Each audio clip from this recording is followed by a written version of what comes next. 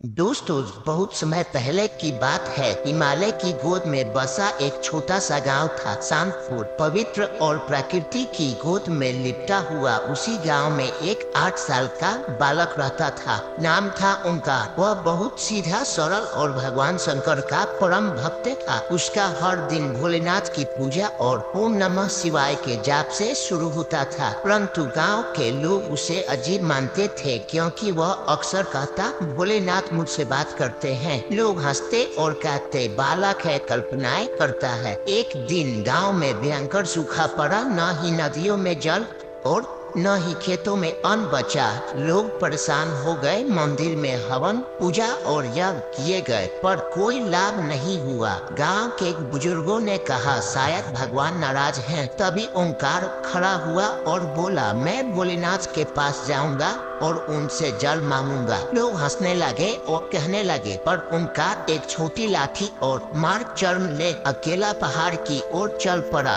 उस स्थान की ओर जहाँ वर्षों से कोई नहीं गया था, क्योंकि कहा जाता था वहाँ एक रहस्यमयी गुफा है जिसमें स्वयं भगवान शिव ध्यान मगन रहते हैं। रास्ता कठिन था, जंगल घना था, जंगली जानवरों की आवाजें डरावनी थी, लेकिन ओंकार निर्भय था। वह निरंतर ओम नमः शिवाय का जाप करता हुआ आगे बढ़ रहा था। कई दिनों बीते, वह न भूखा और न थका। अंततः उसने वह गुफा ढूंढ निकाली। गुफा के भीतर गहरा अंधकार था, लेकिन ओंकार निर्भय था। अचानक एक दिव्य प्रकाश हुआ और सामने भगवान शंकर प्रकट हुए। यथाव से गंगा बह रही थी। त्रिनेत्र से तेजस्वी था, रूप करुणामयी था। भोलेनाथ बोले, बालक तू कौन है जो निर्भय होकर यहाँ तक आ गया? ओंकार ने हाथ जोड़कर कहा, मैं ओंकार हूँ, आपके गांव का पुत्र। गांव में सूखा पड़ा है, प्रभु कृपया हमें जल दे। शंकर मुस्कुराए और बोले, तेरा भोलापन